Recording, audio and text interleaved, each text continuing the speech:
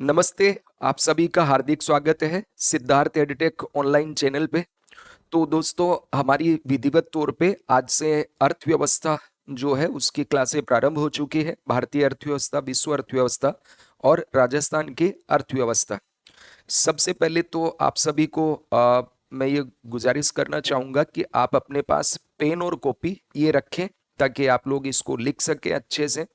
और साथ ही साथ इसको वैसे ही डील करना है जैसे आप क्लासरूम के अंदर बैठ के पढ़ रहे हैं।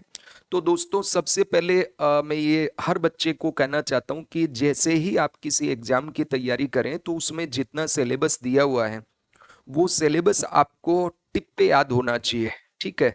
और एक एक उसका पॉइंट आपको याद होगा तो उसका पहला फायदा तो ये है कि जब आपकी एग्जाम में क्वेश्चन आते हैं तो आपको ये नहीं लगेगा कि यार ये आउट ऑफ सिलेबस है या ये तो हमने पढ़ा ही नहीं था, क्योंकि एक्चुअल में कई बार होता है सिलेबस के छोटे छोटे पॉइंट होते हैं और हम उनको ध्यान में नहीं रखते हैं। दूसरा ये है कि क्या आप जब पढ़ रहे हैं तो कंप्लीट टॉपिक आपने कवर किया है, क्या कोई बिंदु छूटा तो नहीं है, ये भी आपको सिलेबस से पता चलता है। तीसरी बात है, कॉन्फिडेंस आता है। कई बार जैसे जो बच्चे होते हैं वो ये कंफ्यूजन में रहते हैं कि प्रीलिम्स में क्या है, मेंस में क्या है, कौन से टॉपिक पे हम ज़्यादा जोर देवें। ये भी एक महत्वपूर्ण मुद्दा रहता है। तो दोस्तों, आज की जो क्लास है इसमें मैं आरपीएससी के द्वारा जो आरएएस और आरटीएस एग्जाम लिया जाता है उस एग्जाम का जो भारतीय अर्थव्यवस्था है और राजस्थान की अर्थव्यवस्था तथा विश्व की अर्थव्यवस्था उसका सिलेबस डिस्कस करूंगा जो मैं पढ़ाने वाला हूं। ठीक है। ये कंप्लीट जो कोर्स है इंडियन इकोनॉमी और वर्ल्ड इकोनॉमी के सेक्शन में और दूसरा हमने बांटा इसको राजस्थान की अर्थव्यवस्था, यानी दो सेक्शन में इसको बांटा गया है। तो दोस्तों, यदि आप भी इकोनॉमी को बहुत आसान शब्दों में पढ़ना चाहते हैं, बहुत ही सिंपल ए से लेकर जेड तक इसका पढ़ना चाहते हैं, तो आप ये कोर्स ज्वाइन कर सकते हैं। बहुत आसान तरीके से इसको मैं एक्सप्लेन करूंगा, वैसे ही जैसे आप क्लास में पढ़ते हैं ठीक उसी तरीके से आपको एक्सप्लेन किया जाएगा और कंप्लीट नोट्स लिखवाए जाएंगे। Classes will be bilingual. ठीक है। डिक्टेशन आपको हिंदी एंड इंग्लिश में दिया जाएगा, तो आपका जो भी मीडियम रहे आप ज्वाइन कर सकते हैं, या मीडियम का कोई खास फर्क नहीं पड़ेगा। दोस्तों, अगर मान लीजिए आप इंग्लिश मीडियम है तो आपकी हिंदी 120 नंबर की है, तो यहाँ थोड़ा हिंदी सुनेंगे तो आपको वहाँ फायदा मिलेगा। और यदि आप हिंदी मीडियम वाले बच्चे हैं तो आप इंग्लिश भी साथ साथ सुनने वाले हैं, तो थोड़ा बहुत आपको कहीं ना कहीं 80 मार्क्स जो पेपर 4 में है वहाँ फायदा मिलेगा। तो इस सिलेबस को डिस्कस करने से पहले एक बार मैं थोड़ा सा आउटलाइन के माध्यम से आपको समझाना चाहूंगा कि दोस्तों, जो आरएएस एंड आरटीएस जो एग्जामिनेशन है इसकी हम बात करें तो ये 3 चरणों में आपकी एग्जाम होती है। पहले होगा आपका प्रीलिम्स एग्जाम्स, प्रारंभिक परीक्षा। अगर आप इसको पास कर लेते हैं तो दोस्तों आप जाते हैं मुख्य परीक्षा, मेन एग्जाम के लिए। और यदि आप इसको भी पास कर लेते हैं तो तीसरा जो चरण आपका आता है वो है इंटरव्यू। तो ये बेसिक चीजें आप सब जानते हैं। और इससे पहले जो मैंने क्लास ली है आरएस परीक्षा का पैटर्न और सिलेबस एनालिसिस, आप उसको जरूर देखें। यूट्यूब पे भी है और सिद्धार्थ एडिटेक के ऊपर भी आरएस के प्लेलिस्ट में आपको मिल जाएगी। उसमें डिटेल 2 घंटे मैंने एक्सप्लेन किया है क्या एलिजिबिलिटी है, कौन एग्जाम दे सकता है, कब तैयारी करनी चाहिए, सिलेबस क्या है, प्रारंभिक परीक्षा में कितने पेपर और सिलेबस है, मुख्य परीक्षा में कितने पेपर और सिलेबस, कैसे उसमें प्रश्न आते हैं, इंटरव्यू कितने नंबर का है, क्या उसका वेटेज है। बहुत सी चीजें डिटेल मैंने एनालिसिस की है। यहाँ मेरा इसको फिर से डिस्कस करने का केवल ऑब्जेक्टिव ये है कि मैं आपको ये लेके आ जाऊंगा कि भाई इकोनॉमी कहाँ पे प्रारंभिक परीक्षा में है और कहाँ पे मुख्य परीक्षा में आपको ये पढ़ना है। ठीक है। तो देखिए, प्रारंभिक परीक्षा जो है दोस्तों, इसमें टोटल 150 क्वेश्चन आपको दिए जाते हैं और अधिकतम इनके जो अंक हैं, मैक्सिमम मार्क्स जो हैं अंक, वो 200 होते हैं। 200 मार्क्स हैं और 3 आवर्स में आपको ये पेपर सॉल्व करना होता है। ठीक है। यहाँ पर जैसे आप क्या क्या पढ़ते हैं, तो हिस्ट्री पढ़ना होता है, ज्योग्राफी पढ़ना होता है, पॉलिटी पढ़ना होता है, इकोनॉमी पढ़ना होता है, साइंस एंड टेक्नोलॉजी आपको पढ़ना होता है, पर्यावरण आपको पढ़ना होता है। ठीक है। मतलब इन्वायरमेंट एंड इकोलॉजी, और इसके साथ साथ मैथ और रीजनिंग, ये सब आपको यहाँ पे पढ़ना होता है। और साथ ही साथ जो हिस्ट्री है, तो जैसे राजस्थान की हिस्ट्री भी आपको पढ़ना, इकोनॉमी राजस्थान की, जियोग्राफी राजस्थान और पॉलिटी भी राजस्थान की आपको पढ़ना होता है। अब यदि आप पास कर लेते हैं तो यहां से आप जाएंगे मेंस में। ठीक है। अब एक चीज तो यहाँ आपका जो इकोनॉमी वाला है, एक तो यहाँ पे इकोनॉमी है, इंडियन इकोनॉमी और ग्लोबल इकोनॉमी, और साथ ही साथ राजस्थान की इकोनॉमी। तो इसमें क्या टॉपिक आपको पढ़ना है अभी मैं डिस्कस करने वाला हूँ। फिर मेंस जब आप पहुंचते हैं तो मेंस में दोस्तों 4 पेपर होते हैं। कितने पेपर होंगे? 4 पेपर्स हैं। और ये जो 4 पेपर्स हैं, हर पेपर 200 अंक का है, तो इस हिसाब से 800 अंक के होंगे। अब यहाँ पे जो फर्स्ट पेपर है दोस्तों आपका, उसी के अंदर आपको इकोनॉमी पढ़ना है। तो जो फर्स्ट पेपर है इसमें 3 यूनिट है। कितने यूनिट हैं? 3 यूनिट्स हैं। जो पहला यूनिट है, फर्स्ट यूनिट, उसमें हिस्ट्री पढ़ना है आपको। और जो यूनिट सेकंड है उसमें दोस्तों आपको पढ़ना है इकोनॉमी। क्या पढ़ना है? इकोनॉमी। और थर्ड जो यूनिट है उसमें फिर आपको पढ़ना है sociology, auditing and accounting and management. ये आपको पढ़ना है थर्ड यूनिट में।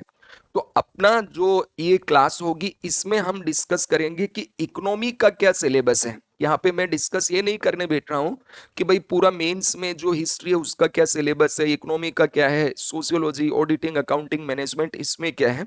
ये ऑलरेडी मैंने एक क्लास ली है 2 घंटे की, उसमें डिस्कस कर चुका हूँ और डिटेल सिलेबस आपको मैं डाल भी चुका हूँ। यहाँ पे दोस्तों केवल मैं बात करूंगा कि प्रारंभिक परीक्षा में जो इकोनॉमी है, राजस्थान की अर्थव्यवस्था, भारत की अर्थव्यवस्था और विश्व अर्थव्यवस्था, क्या क्या टॉपिक है।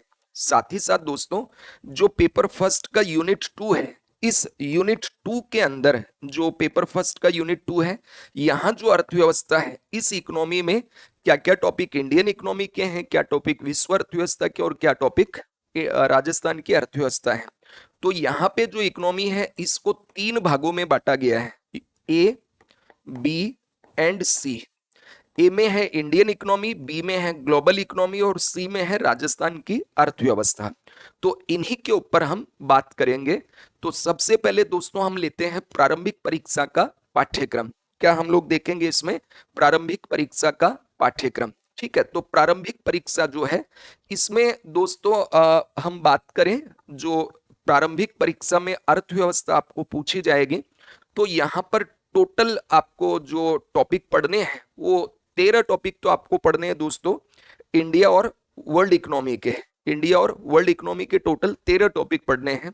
और राजस्थान की अर्थव्यवस्था के टोटल आपको 6 टॉपिक पढ़ने हैं। ठीक है, जो बिंदु आयोग द्वारा दी गई है। तो अब हम सीधा चलते हैं अपना जो प्रारंभिक परीक्षा का पाठ्यक्रम है। ठीक है, प्रारंभिक परीक्षा पाठ्यक्रम, और पाठ्यक्रम भी किसका? इकोनॉमी का। जो प्रारंभिक परीक्षा है उसमें अर्थशास्त्र का पाठ्यक्रम। ठीक है, preliminary examination syllabus of economy, यानी जो प्रारंभिक परीक्षा होती है उसमें अर्थव्यवस्था से क्या क्या टॉपिक आपको पूछे जाते हैं। ठीक है, तो यहाँ पर दोस्तों हम बात करेंगे कि भाई भारत की अर्थव्यवस्था के कौन कौन से टॉपिक हैं, और साथ ही साथ जो राजस्थान की अर्थव्यवस्था है उसके कौन कौन से टॉपिक यहाँ आपको पढ़ने हैं। उसके बाद में हम मुख्य परीक्षा पे बातचीत करेंगे। दोस्तों अभी तक तो मैंने ऐसा लिखने वाली कोई बात आपको बताई नहीं है, लेकिन अब मैं शुरू करने जा रहा हूं, तो आप साथ साथ इसको नोट भी करते जाना। क्योंकि डेली अब हम क्लास भी करेंगे, डेली 7 बजे आपकी क्लास होगी। तो जो भी आप में ये कोर्स ज्वाइन करना चाहते हैं, सिद्धार्थ एडटेक चैनल आप डाउनलोड कर लीजिए। और ये आपको सिद्धार्थ एडटेक ऐप है, गूगल प्ले स्टोर पे मिलेगी। वहां आप पेड कोर्सेज में जाके इकोनॉमी, और वहां पे भी राजस्थान की जो अर्थव्यवस्था है, भारत की अर्थव्यवस्था है, वो अलग अलग सेक्शन आपको मिलेंगे। तो अभी हम बात करेंगे इंडियन इकोनॉमी। आरएस में विश्व जो भारत की अर्थव्यवस्था, वो वाला सेक्शन आप खरीद सकते हैं अभी। ठीक है, तो पहले दोस्तों आप हेडिंग दीजिए प्रारंभिक परीक्षा का पाठ्यक्रम, यानी आरएस जो परीक्षा है उसमें प्रारंभिक परीक्षा में अर्थशास्त्र का पाठ्यक्रम क्या है। तो हेडिंग दीजिए प्रारंभिक परीक्षा में अर्थशास्त्र का पाठ्यक्रम। ठीक है, syllabus of Indian economy, economy in preliminary examination. तो यहाँ पे देखिए जो इसमें दिया गया है इसको दो भागों में बांट दिया गया। ठीक है, एक दिया हुआ है इंडिया और ग्लोबल इकोनॉमी, और दूसरा दोस्तों दिया हुआ है राजस्थान की अर्थव्यवस्था। तो पहला जो इसका है, इसका जो हेडिंग दिया हुआ है पहला फर्स्ट, वो आपका दिया हुआ है आर्थिक अवधारणाएं एवं भारतीय अर्थव्यवस्था। तो आप हेडिंग दीजिए आर्थिक अवधारणाएं एवं भारतीय अर्थव्यवस्था, economic concept and Indian economy, economic concept and Indian economy. ठीक है, तो यहां पर दोस्तों आपको जो जो टॉपिक पढ़ने हैं उनके बारे में हम लोग लिखेंगे। इसको मुख्यतः तीन भागों में बांटा गया है। जैसे ए जो है इसमें दोस्तों आपको पढ़ना है बेसिक कंसेप्ट ऑफ इकोनॉमिक्स।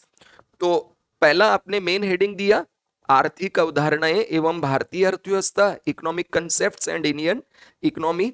अब इसमें पहला जो ए पॉइंट है जिसके सब हेडिंग फिर हम लोग देखेंगे वो आप लोग लिखिए। तो फर्स्ट इसमें लिखना है अर्थशास्त्र की मूलभूत अवधारणाएं, अर्थशास्त्र की मूलभूत अवधारणाएं, basic concept of economics, basic concepts of economics. ठीक है, अब अर्थशास्त्र की मूलभूत अवधारणाएं हैं, इसमें हमें कौन कौन से टॉपिक पढ़ने हैं। तो यहां जो अर्थशास्त्र की मूलभूत अवधारणाएं हैं इसमें दोस्तों आपको 7 पॉइंट पढ़ने हैं। कितने पॉइंट पढ़ने हैं? 7 पॉइंट पढ़ने हैं। उसमें पहला पॉइंट आप लिखिए बजट निर्माण, बजट निर्माण पहला लिखिए, बजट निर्माण, बैंकिंग, लोक वित्त, लोक वित्त, वस्तु एवं सेवा कर, वस्तु एवं सेवा कर, वस्तु एवं सेवा कर, राष्ट्रीय आय, राष्ट्रीय आय, राष्ट्रीय आय, समृद्धि एवं विकास, समृद्धि एवं विकास, समृद्धि एवं विकास का, समृद्धि एवं विकास का आधारभूत ज्ञान, समृद्धि एवं विकास का आधारभूत ज्ञान। इंग्लिश मीडियम स्टूडेंट आप लोग नोट डाउन कीजिए basic knowledge of budget making, basic knowledge of budget making, basic knowledge of budget making, basic knowledge of budget making, banking, banking, public finance, public finance, public finance, goods and service tax, goods and services tax, GST, goods and services tax, goods and services tax, goods and services tax, national income, national income, national income, national income, growth and development, growth and development, growth and development. तो दोस्तों आपका जो ये पहला topic है ना प्रारंभिक परीक्षा के लिए बहुत इंपॉर्टेंट टॉपिक है, यहां से अच्छे खासे प्रश्न आपको पूछे जाते हैं। ठीक है, कम से कम यहां से 3-4 प्रश्न तो हर साल आते ही आते हैं। ठीक है, तो मतलब इकोनॉमी का ये जो बेसिक कंसेप्ट ऑफ इकोनॉमिक्स है इसका फर्स्ट यूनिट ये काफी महत्वपूर्ण है। ठीक है, बजट निर्माण, बैंकिंग, लोक वित्त, वस्तु एवं सेवा कर, राष्ट्रीय आय, समृद्धि एवं विकास का आधारभूत ज्ञान, basic knowledge of budget making, banking, public finance, goods and services tax, national income and growth and development. ठीक है, उसके बाद जो दूसरा पॉइंट है, ठीक है, मतलब अर्थशास्त्र की मूलभूत अवधारणाओं का पहला पॉइंट हमने लिख लिया। सेकंड जो पॉइंट है वो है लेखांकन अवधारणा उपकरण एवं प्रशासन में उपयोग, लेखांकन अवधारणा उपकरण एवं प्रशासन में उपयोग। इंग्लिश वाले दोस्त लिख लीजिए accounting concepts, tools and use in administration, accounting tools, concepts, tools and use in administration. अब दोस्तों यहां पे मैं बात करूंगा ये जो टॉपिक है आपका सेकंड वाला, अभी तक इससे एक भी प्रश्न नहीं पूछा है। 2018 में भी था, 2021 में भी था और 2023 में भी एज इट इज ये टॉपिक था, किंतु यहां से अभी तक एक भी प्रश्न प्रारंभिक परीक्षा में इस टॉपिक से नहीं आया है। ठीक है, ये मेंस में भी है लेकिन वहां पे ऑडिटिंग एंड अकाउंटिंग है तो वहां पे इसके प्रश्न पूछे जाते हैं। प्रारंभिक परीक्षा में इससे प्रश्न अभी तक नहीं पूछे गए हैं। ठीक है, तो ये आपका सेकंड टॉपिक हो गया अकाउंटिंग अवधारणा, ठीक है, कंसेप्ट्स, उपकरण, टूल्स एवं प्रशासन में उपयोग एंड यूज इन एडमिनिस्ट्रेशन। ठीक है, तो हमारा जो मेन हेडिंग हो गया वो है आर्थिक अवधारणाएं एवं भारतीय अर्थव्यवस्था। इसमें मैंने कहा तीन बड़ी हेडिंग है, मतलब तीन बिंदुओं में इसको सिलेबस को बांटा गया है। पहला जो है वो है अर्थशास्त्र की मूलभूत अवधारणाएं, बेसिक कंसेप्ट ऑफ इकोनॉमिक्स। उसमें जो बिंदुएं हमें पढ़ना है वो 7 बिंदु हैं, जिसमें दो बड़े बिंदु मैंने डिस्कस किया, पहला बजट निर्माण वाला और दूसरा लेखांकन वाला। अब दोस्तों तीसरा हम बात करते हैं, इसमें आराम आराम से लिखना है, घबराना नहीं है, मौज से पढ़ना है, एकदम बिंदास होके पढ़ना है। अपने राजस्थान के अंदर तो आप जानते ही हैं कि कहा जाता है कि आराम आराम से पढ़ते पढ़ते और अपने लक्ष्य तक पहुंचना है, कछुए की तरह। ऐसा नहीं कि एकदम जंप करना है फिर बीच में रुक गए। तो मंजिल को पाने के लिए आराम से लेकिन एकदम मतलब मन लगा कि उसको पढ़ना है। सिलेबस भी आपको एकदम ऐसे याद होना चाहिए, नहीं तो फिर कई बार होता है ना कि मैं क्लास व्लास लेता हूं तो वहां पे बच्चे अक्सर मतलब पूरा सिलेबस पढ़ चुके होते हैं, फिर लास्ट तक उनका ये रहता है सर एक बार सिलेबस समझा दो। अरे सिलेबस समझा दो क्या समझा दो, क्योंकि आपने कभी सिलेबस देखा ही नहीं। ठीक है, तो हर सब्जेक्ट का आपका सिलेबस याद होना चाहिए कि पॉलिटी में क्या है, हिस्ट्री में क्या है, सोशियोलॉजी में क्या है, एथिक्स में क्या पढ़ना है, भूगोल में हमें क्या पढ़ना है, इकोनॉमी में हमें क्या पढ़ना है। तो आपको दिक्कत कभी नहीं आएगी और टीचर भी आपके टॉपिक्स को खा के नहीं भागेंगे। ठीक है, तो इस तरीके से आपको कॉन्फिडेंस भी आएगा कि हाँ यार मैंने पूरे सिलेबस के टॉपिक को देख लिया है, पढ़ लिया है। अब इसका जो हमारा तीसरा टॉपिक है, ठीक है, तो तीसरा टॉपिक लिखिए स्टॉक एक्सचेंज एवं शेयर बाजार। Stock exchange and share market, stock exchange and share market, stock exchange and share बाजार। ये भी काफी महत्वपूर्ण है, पीटी में एक प्रश्न यहां से आ सकता है। ठीक है, तो प्रारंभिक परीक्षा में ये इकोनॉमी में है और दोस्तों मुख्य परीक्षा में ये मैनेजमेंट में है। ध्यान रखना, मुख्य परीक्षा में शेयर बाजार और स्टॉक एक्सचेंज इकोनॉमी में नहीं दिया हुआ है, वहां पे आपको मिलेगा फर्स्ट पेपर के सेक्शन 3 यूनिट 3 में मैनेजमेंट वाले में मिलेगा। लेकिन है तो ये इकोनॉमी का ही, बैंकिंग भी वहीं मिलेगा, एनबीएफसी भी वहीं मिलेगा, विदेशी निवेश पूंजी वगैरह भी आपको मैनेजमेंट में डाल दिया। चिंता नहीं करना, उन सब टॉपिक को मैं यहाँ पे इकोनॉमी में ही पढ़ाऊंगा। इकोनॉमी का जितना पोर्शन है वो यहाँ पे आपको अच्छे से कराऊंगा और बहुत शानदार तरीके से। और साथ ही साथ प्रीवियस ईयर के क्वेश्चन डिस्कस करेंगे, मेंस के क्वेश्चन आपको डेली दूंगा, साथ ही साथ एमपीपीएससी, यूपीपीएससी, छत्तीसगढ़ पीएससी, ठीक है, अदर जितने भी जो पीएससी एग्जाम है उनके भी क्वेश्चन आपको मैं सॉल्व करवाता जाऊंगा। ठीक है, तो आपको बस इतना इसमें रहेगा कि मैं क्लास में जैसे भौतिक रूप से आपके सामने हूं वैसे तो नहीं रहूंगा, किंतु दोस्तों आपके मोबाइल के माध्यम से, आप टैबलेट के माध्यम से, लैपटॉप के माध्यम से मुझे जहां भी देख रहे हैं, जिस किसी भी राज्य में आप आरएस के जो एस्पिरेंट हैं, मान लीजिए राजस्थान का कोई बाहर नौकरी कर रहा है, तो आप कहीं से भी मुझे देख रहे हो या राजस्थान के किसी भी जिले से देख रहे हो, आप हमेशा मुझे अपने नजदीक पाओगे और आपकी हर प्रॉब्लम है उसमें आप मुझे याद कीजिए, हर तरह के उत्तर आपको मैं जरूर दूंगा। ठीक है, अब चौथा इसमें दोस्तों लिखिए राजकोषीय एवं मौद्रिक नीतियां, फिस्कल एंड मॉनेटरी पॉलिसीज। राजकोषीय एवं मौद्रिक नीतियां, राजकोषीय एवं मौद्रिक नीतियां, फिस्कल एंड मॉनेटरी पॉलिसीज, राजकोषीय एंड मॉनेटरी पॉलिसीज। यहां से भी एक दो प्रश्न आपको अवश्य पीटी में पूछे जाते हैं। ठीक है, फिर पांचवा जो बिंदु है वो है सब्सिडी लोक वितरण प्रणाली, सब्सिडी और लोक वितरण प्रणाली, सब्सिडी और लोक वितरण प्रणाली है, subsidies and public distribution system. तो दोस्तों सब्सिडी जो है यहां से जो प्रारंभिक परीक्षा है उसमें 2013 में प्रश्न पूछा गया है। ठीक है, जैसे वहां पे प्रश्न आया था जेम क्या है, जनधन आधार मोबाइल, जेम त्रिकोण। ठीक है, जेम का पूरा नाम क्या है, ये प्रश्न था। उसके बाद 16 में इससे कोई क्वेश्चन पीटी में नहीं था। 18 में मेंस के अंदर 5 नंबर का प्रश्न था। 21 में फिर इससे प्रश्न था। 23 जो प्रीलिम्स हुआ वहां कोई प्रश्न नहीं है। मेंस के अंदर हो सकता है कि इससे प्रश्न आ जाए, तो ये आपको ध्यान रखना है।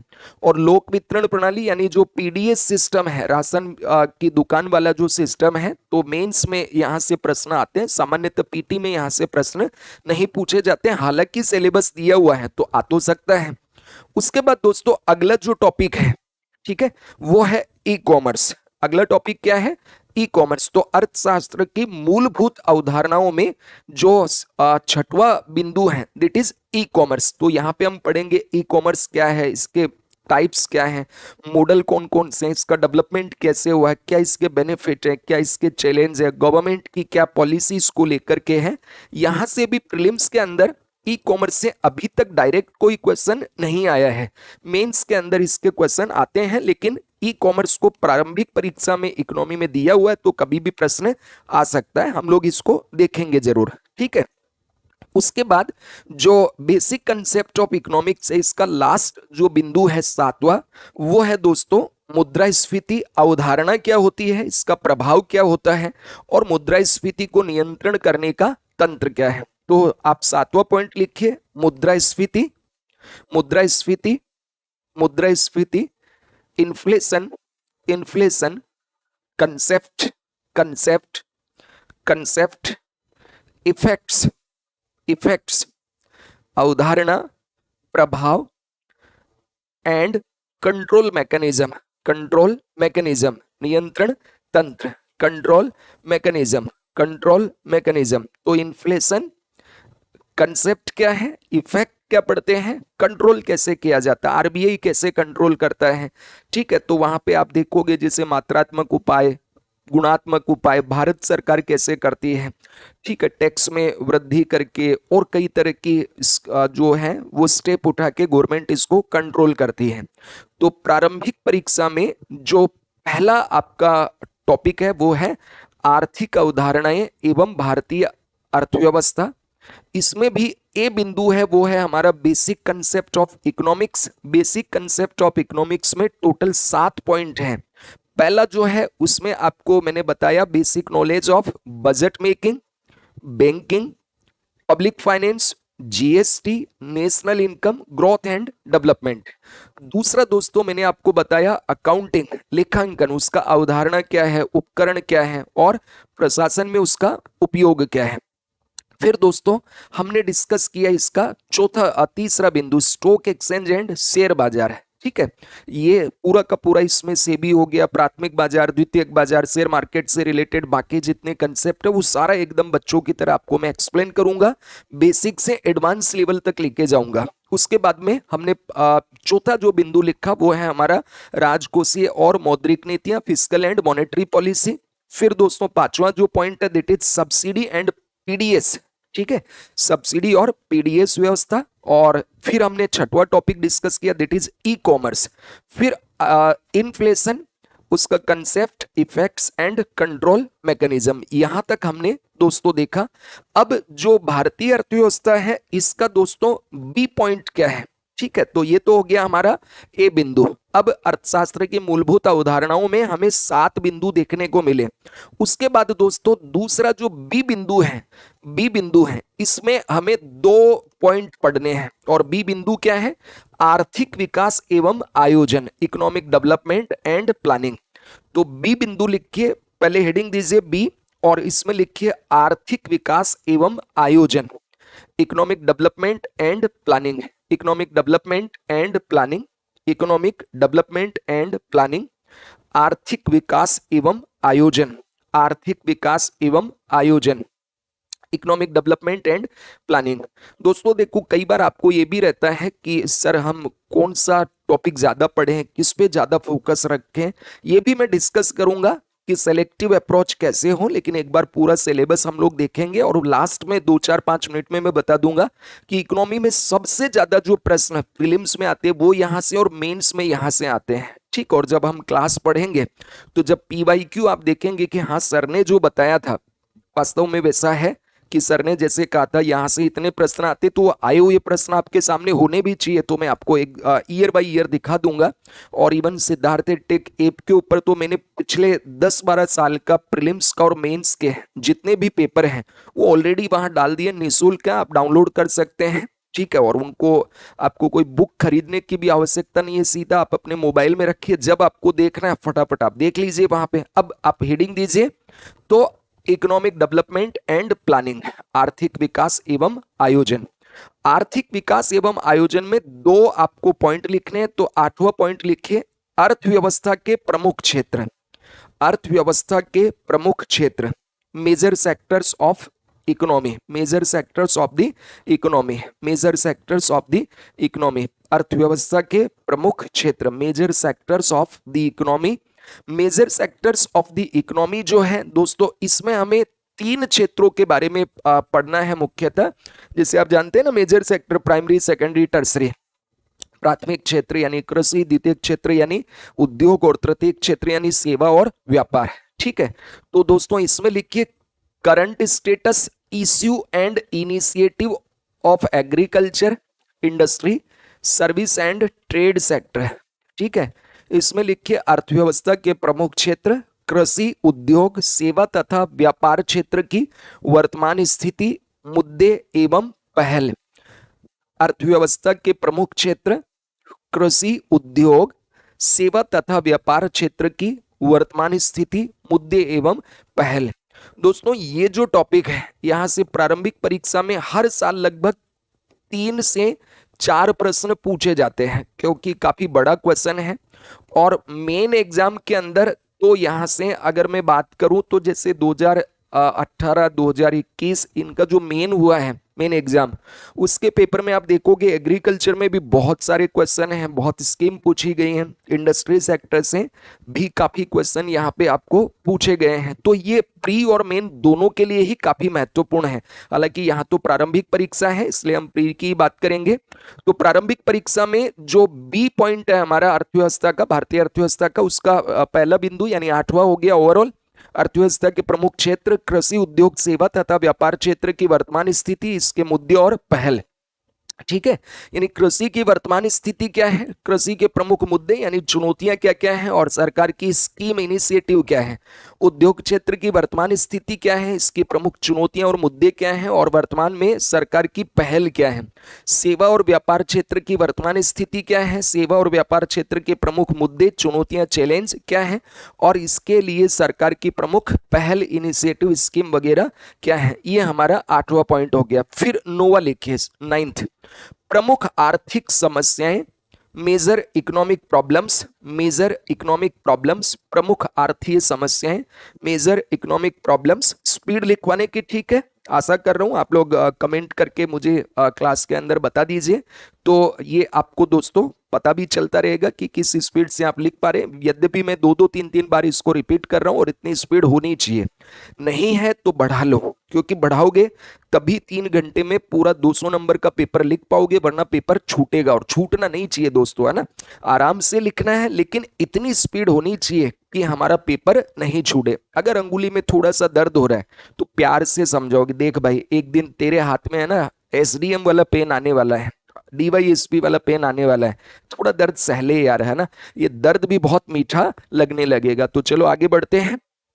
तो प्रमुख आर्थिक समस्याएं एवं सरकार की पहल, आर्थिक सुधार एवं उदारीकरण, major economic problems and government initiatives, economic reforms and liberalisation. ठीक है, तो ये हो गया हमारा 9वां पॉइंट। इसको आशा करता हूं आपने लिख लिया होगा। प्रमुख आर्थिक समस्याएं एवं सरकार की पहल, आर्थिक सुधार एवं उदारीकरण, major economic problems and government initiative, economic reforms and liberalisation. ये टॉपिक हमें बी पॉइंट में पढ़ना है। उसके बाद सी पॉइंट। अब मुझे ये बताओ कि पहले वाला जो पॉइंट मैंने आपको बताया था, बेसिक कंसेप्ट ऑफ इकोनॉमिक्स, उसके सारे 7 पॉइंट याद हुए। फिर जो दूसरा मैंने आपको बताया आर्थिक विकास एवं आयोजन, इसके 2 पॉइंट है, वो भी आपको याद हो जाने चाहिए। पहला तो हो गया कृषि, उद्योग और सेवा क्षेत्र, व्यापार के बारे में, और दूसरा प्रमुख आर्थिक समस्याएं, सरकार की पहल, आर्थिक सुधार और उदारीकरण। अब जो सी पॉइंट है, सी जैसे ये बी हो गया, सी पॉइंट जो है दोस्तों वो है मानव संसाधन एवं आर्थिक विकास, मानव संसाधन एवं आर्थिक विकास, मानव संसाधन एवं आर्थिक विकास। इसमें देखो पीटी के अंदर केवल भारत की अर्थव्यवस्था और राजस्थान की अर्थव्यवस्था ही लिखा है, विश्व अर्थव्यवस्था लिखा नहीं है। लेकिन ये जो 2 टॉपिक है ना दोस्तों, ये वाले, ये 2 टॉपिक क्योंकि ग्लोबल है, जैसे ह्यूमन डेवलपमेंट इंडेक्स है, ये भी वैश्विक स्तर पे आता है, ग्लोबल हैप्पीनेस इंडेक्स है, ये भी वैश्विक स्तर पे आता है। इसलिए मैंने ये शब्द यूज किया है, क्योंकि ये विश्व अर्थव्यवस्था के टॉपिक होते हैं, विश्व अर्थव्यवस्था में हम लोग इसको देखते हैं। ठीक है, खैर, तो आप हेडिंग दीजिए सी और इसमें लिखिए मानव संसाधन एवं आर्थिक विकास, human resource and economic development, human resource and economic development, मानव संसाधन एवं आर्थिक विकास। और इसमें टोटल 4 आपको दोस्तों यूनिट दिए हुए हैं, ठीक है, 10 से लेकर के। और ये आपका मतलब इसमें सॉरी 3 है, फिर ये डी वाला है ना, तो 3 यूनिट इसके अंतर्गत हो गए, 10, 11 और 12, और ये फिर 13 वाला डी पॉइंट का है। तो सी जो है दोस्तों वो लिखिए मानव संसाधन एवं आर्थिक विकास।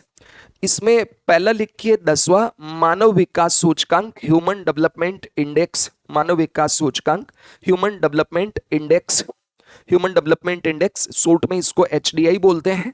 ह्यूमन डेवलपमेंट इंडेक्स 1990 में आप जानते हैं महबूब उल हक पाकिस्तानी अर्थशास्त्री और भारत के अमर्त्य कुमार सेन और जो ब्रिटेन के सिंगर हिंस हैं, इन्होंने मिलकर के एक इंडेक्स बनाया था जो 3 आयामों के आधार पे जारी किया जाता है, ठीक है। लाइफ एक्सपेक्टेंसी यानी हेल्दी जो लाइफ है और नॉलेज है, जीएनआई पर कैपिटा इनकम है, इसके आधार पे इसको निकाला जाता है। जब टॉपिक आएगा तो हम इसको देखेंगे।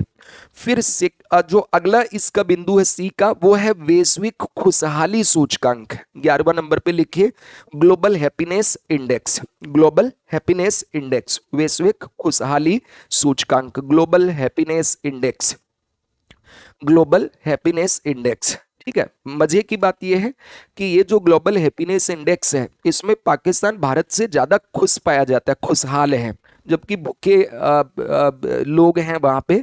और आप जानते हैं कई बार आटे के लिए भी एक दूसरे की हत्या कर देते हैं, किंतु फिर भी वो वहां खुशहाल है। और भारत की रैंक पाकिस्तान से इसमें नीचे ही आती है। तो जब हम देखेंगे इसके डायमेंशन वगैरह तो आपको लगेगा कि बहुत ही फुलिश तरीके का ये इंडेक्स है, कोई इसका सेंस नहीं है, पर चूंकि फिर भी अंतर्राष्ट्रीय स्तर पे इसको जारी किया जाता है तो हमें पढ़ना है। हमें भारत सरकार इसको ज्यादा मायने भी नहीं देती है, पर पता नहीं आरएस में इसको क्यों रखा है।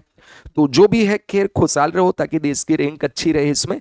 और दोस्तों इस सी पॉइंट का जो लास्ट है वो है गरीबी एवं बेरोजगारी, पॉवर्टी एंड अनएम्प्लॉयमेंट, गरीबी एवं बेरोजगारी, पॉवर्टी एंड अनएम्प्लॉयमेंट। तो अगला लिखिए पॉवर्टी एंड अनएम्प्लॉयमेंट, गरीबी एवं बेरोजगारी, गरीबी एवं बेरोजगारी। आशा करता हूं लिख लिया होगा, गरीबी एवं बेरोजगारी। फिर लिखिए अवधारणा, कंसेप्ट, गरीबी और बेरोजगारी की अवधारणा मतलब क्या होती है, ये कंसेप्ट क्या है इसका। फिर टाइप्स, प्रकार, टाइप्स प्रकार, कितने प्रकार की गरीबी होती है, जैसे वहां पे आप पढ़ेंगे रिलेटिव पॉवर्टी, एब्सोल्यूट पॉवर्टी। और जो बेरोजगारी है तो बेरोजगारी में आप पढ़ेंगे वॉलेंट्री, इनवॉलेंट्री, ठीक है। फिर आप पढ़ेंगे फ्रिक्शनल, फिर आप उसमें cyclical, uneducated, under employment, structural, फिर टेक्निकल, फिर डिसगाइज्ड, उसके बाद आप पढ़ेंगे सीजनल अनएम्प्लॉयमेंट। ये बहुत सारे इसके प्रकार हो गए। उसके बाद देखेंगे इसके कारण, ठीक है। कारण, गरीबी क्यों पाई जाती है, बेरोजगारी क्यों पाई जाती है, इसके कारण क्या है, तो इसके कॉजेज क्या है, ठीक है। पॉवर्टी एंड अनएम्प्लॉयमेंट टाइप्स के बाद आगे कॉजेज, और इसके निदान, सॉल्यूशन, सॉल्यूशंस क्या है इसके, यानी गरीबी कैसे खत्म हो सकती है, बेरोजगारी कैसे खत्म हो सकती है, ये हम लोग इसमें देखेंगे। और उसके बाद वर्तमान फ्लैगशिप योजनाएं, वर्तमान फ्लैगशिप स्कीम्स, ठीक है। तो आगे हम लोग इसमें देखेंगे एंड करंट फ्लैगशिप स्कीम्स, वर्तमान फ्लैगशिप योजनाएं, वर्तमान फ्लैगशिप योजनाएं। तो ये आगे हम लोग इसमें पढ़ेंगे वर्तमान फ्लैगशिप योजनाएं। तो इस तरह से 3 जो मेजर यूनिट है उसमें 12 टॉपिक आपको दिए हैं। फिर दोस्तों डी जो टॉपिक है वो आप लोग लिखिए सामाजिक न्याय एवं अधिकारिता, सोशल जस्टिस एंड एम्पावरमेंट, सामाजिक न्याय एवं अधिकारिता, सामाजिक न्याय एवं अधिकारिता, सामाजिक न्याय एवं अधिकारिता, social justice and empowerment, social justice and empowerment, सामाजिक न्याय एवं अधिकारिता। और इसमें लिख दीजिए provisions for weaker sections, provisions for weaker sections, कमजोर वर्गों के लिए प्रावधान, कमजोर वर्गों के लिए प्रावधान, कमजोर वर्गों के लिए प्रावधान। तो इस तरह प्रारंभिक परीक्षा आरएस में जो इकोनॉमी का सिलेबस है उसमें भारत की अर्थव्यवस्था और जो आर्थिक अवधारणाएं हैं उससे रिलेटेड टोटल 13 पॉइंट में आपको सिलेबस पढ़ना है। ये तो है भारत की अर्थव्यवस्था से संबंधित बिंदु। अब उसमें दोस्तों राजस्थान की अर्थव्यवस्था है, उसके भी आपको 6 पॉइंट में सिलेबस दिया हुआ है, 6 बिंदु में आपको पढ़ना है। तो अब पेरा चेंज करके और आप लोग आगे लिख के राजस्थान की अर्थव्यवस्था, राजस्थान की अर्थव्यवस्था। ठीक है, प्रारंभिक परीक्षा में दोस्तों जो भारतीय अर्थव्यवस्था है वहां से लगभग 10-11 प्रश्न आते हैं, और राजस्थान की अर्थव्यवस्था यहां से भी 9-10 प्रश्न हर साल आपको पूछे जाते हैं, यानी लगभग लगभग दोनों का बराबर वेटेज है। तो भारत की अर्थव्यवस्था को जितना पढ़ते हैं उतना ही राजस्थान की अर्थव्यवस्था को भी पढ़ना है। और राजस्थान की अर्थव्यवस्था, इसमें ज्यादातर योजनाएं पूछी जाती है, इसलिए आपको जो इकोनॉमिक सर्वे है वो बहुत डिटेल तरीके से मैं पढ़ाऊंगा। सामान्यतः कोचिंग में क्या होता है, इकोनॉमिक सर्वे हम लोग पढ़ लेते हैं, बाकी को छोड़ देते हैं जो सिलेबस दिया हुआ है, तो फिर कई बार ऐसा होता है कि हमारा कंप्लीट ये नहीं हो पाता है। और 9 जो क्वेश्चन है वो कई बार आपको दोस्तों फेल और पास कराने में बहुत मायने रखते हैं।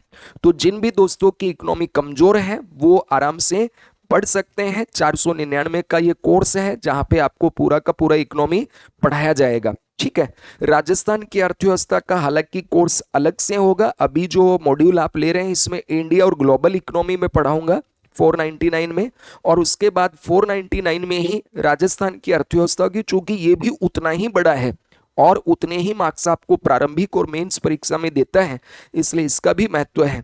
ठीक है, तो दोस्तों अब आप हेडिंग दीजिए राजस्थान की अर्थव्यवस्था। ठीक है, तो राजस्थान की अर्थव्यवस्था, इकोनॉमी ऑफ राजस्थान का फर्स्ट जो टॉपिक है आपका वो है अर्थव्यवस्था का वृहद परिदृश्य, macro scenario of the economy, macro scenario of the economy, अर्थव्यवस्था का वृहद परिदृश्य, अर्थव्यवस्था का वृहद परिदृश्य। ठीक है, ये हो गया आपका राजस्थान इकोनॉमी प्रारंभिक परीक्षा का पहला बिंदु, अर्थव्यवस्था का वृहद परिदृश्य, मतलब राजस्थान की जो एसजीडीपी है वो कितना है, प्रति व्यक्ति आय है वो कितने है, कृषि उद्योग सेवा क्षेत्र इनका कितना कितना कंट्रीब्यूशन है। ठीक है, ये इस तरह के इसमें क्वेश्चन होंगे, और काफी इसके अलावा जो मैक्रो सिनेरियो है राजस्थान की अर्थव्यवस्था का उसके बारे में हम लोग बात करेंगे, और करंट टॉपिक जो इकोनॉमिक सर्वे है उससे इसको जोड़ करके हम लोग देखेंगे। उसके बाद दूसरा जो है दोस्तों पॉइंट वो है कृषि उद्योग एवं सेवा क्षेत्र के मुद्दे। अब देखो वहां पे भी आपको था कृषि उद्योग और सेवा क्षेत्र के मुद्दे, पहल एवं सरकार की योजनाएं और वर्तमान स्थिति, सेम वही टॉपिक है, लेकिन ये राजस्थान के संदर्भ में है, मतलब राजस्थान की कृषि, राजस्थान के उद्योग, राजस्थान का सेवा क्षेत्र, इसके मुद्दे क्या हैं। ठीक है, तो लिखिए issues in agriculture industry and service sectors, issues in agriculture industry and service sector, issues in agriculture industry and service sector, issues in agriculture industry and service sector.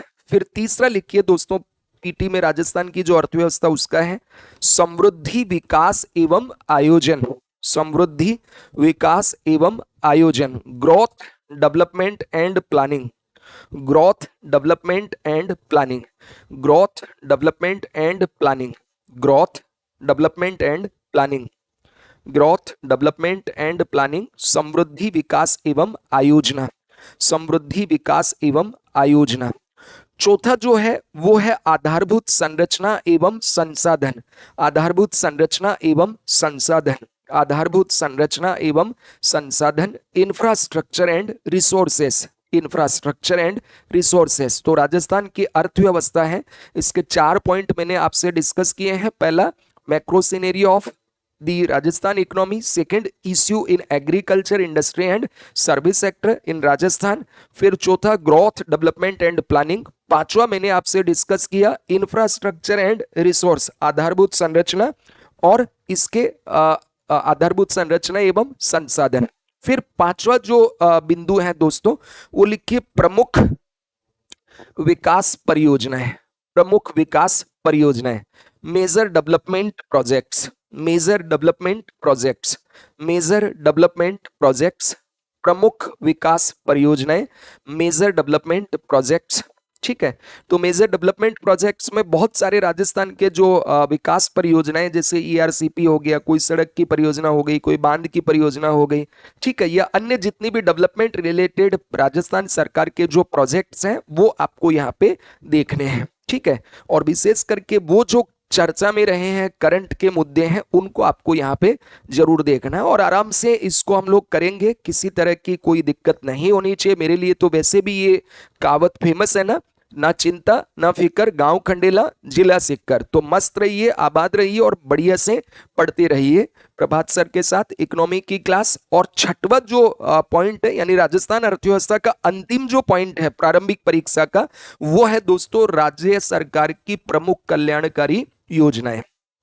राज्य सरकार की प्रमुख कल्याणकारी योजनाएं, major welfare scheme of the state government, major welfare schemes of the state government, major welfare schemes of the state government. राज्य सरकार की प्रमुख कल्याणकारी योजनाएं, राज्य सरकार की प्रमुख कल्याणकारी योजनाएं, major welfare schemes of the state government. ठीक है। अब किस किस के लिए, तो कहा कि for SC, for ST, backward class, OBC, minority, अल्पसंख्यक, डिसेबल्ड, जो दिव्यांग है, ठीक है, फिर डेस्टिट्यूट्स, जो निशक्त जन है, ठीक है, निराश्रित है, ठीक है, और फिर वुमन, महिला, चिल्ड्रन, बच्चे, ओल्ड पीपल, वृद्ध व्यक्ति और लेबरर्स, इनके लिए जो राज्य सरकार की प्रमुख कल्याणकारी योजनाएं हैं उनके बारे में पढ़ना है। दोस्तों यहां से अच्छे खासे प्रश्न आपको प्रारंभिक परीक्षा में पूछे जाते हैं। तो इसमें लिख दीजिए राज्य सरकार की प्रमुख कल्याणकारी योजनाएं, एससी एसटी यानी अनुसूचित जाति, अनुसूचित जनजाति, schedule caste, schedule tribe, OBC पिछड़ा वर्ग, अल्पसंख्यकों माइनॉरिटी, अल्पसंख्यकों माइनॉरिटी, निशक्त जनों डिसेबल्ड्स, निशक्त जनों डिसेबल्ड्स, फिर निराश्रितों, निराश्रितों डेस्टिट्यूट, निराश्रितों डेस्टिट्यूट, निराश्रितों डेस्टिट्यूट, फिर महिलाओं, महिलाओं वुमन, महिलाओं वुमेन, महिलाओं वुमेन, बच्चों चिल्ड्रंस, बच्चों चिल्ड्रेन, चिल्ड्रेन, फिर वृद्धजनों, वृद्धजनों, वृद्धजनों ओल्ड पीपल, जो सीनियर सिटीजन होते हैं, वृद्धजनों, कृषकों एवं श्रमिकों के लिए, कृषकों एवं श्रमिकों के लिए, farmers and labourers, farmers and labourers. तो दोस्तों ये है आपका प्रारंभिक परीक्षा में, आरएस प्रारंभिक परीक्षा में अर्थव्यवस्था का, भारतीय अर्थव्यवस्था और राजस्थान की अर्थव्यवस्था का निर्धारित सिलेबस, आयोग द्वारा निर्धारित सिलेबस। ठीक है। अब हम बात करेंगे दोस्तों मुख्य परीक्षा में आयोग ने जो हमें सिलेबस दिया है वो क्या क्या है, मुख्य परीक्षा में हमें क्या क्या पढ़ना है। तो मुख्य परीक्षा में जो सिलेबस दिया हुआ है, तो दोस्तों हम बात करेंगे आरएएस मेन एग्जाम, इसमें किसके सिलेबस की हम बात करेंगे, तो यहां पे हम बात करेंगे इकोनॉमी के सिलेबस के बारे में, syllabus of economy, economy syllabus.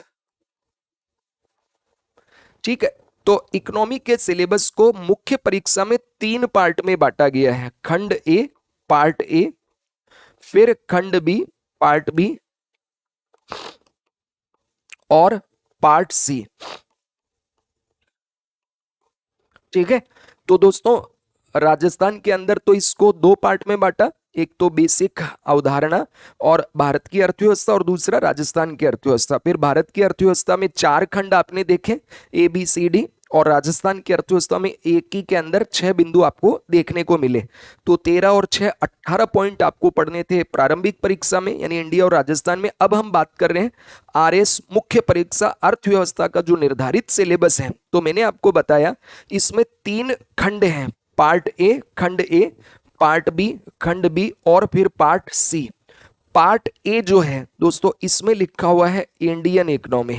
क्या लिखा हुआ है? Indian economy. क्या लिखा है? Indian economy.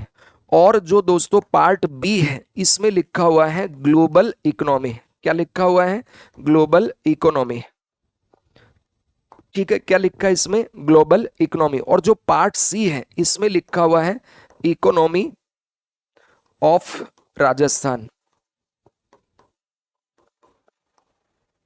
ठीक है, इकोनॉमी ऑफ राजस्थान। यानी 3 पार्ट है यहाँ पे, भारतीय अर्थव्यवस्था, विश्व अर्थव्यवस्था, ग्लोबल वैश्विक अर्थव्यवस्था और economy of Rajasthan, economy of Rajasthan.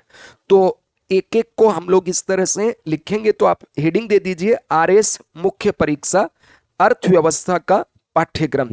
RS मुख्य परीक्षा अर्थव्यवस्था का पाठ्यक्रम, अर्थव्यवस्था का पाठ्यक्रम। RS main exams, RS main exam, syllabus of economy, syllabus of economy, syllabus of economy. और कितने खंड में बांटा हुआ है इसको? 3 खंड में। तो पार्ट ए में क्या है? Indian economy. पार्ट बी में क्या है? Global economy. और पार्ट सी में क्या है?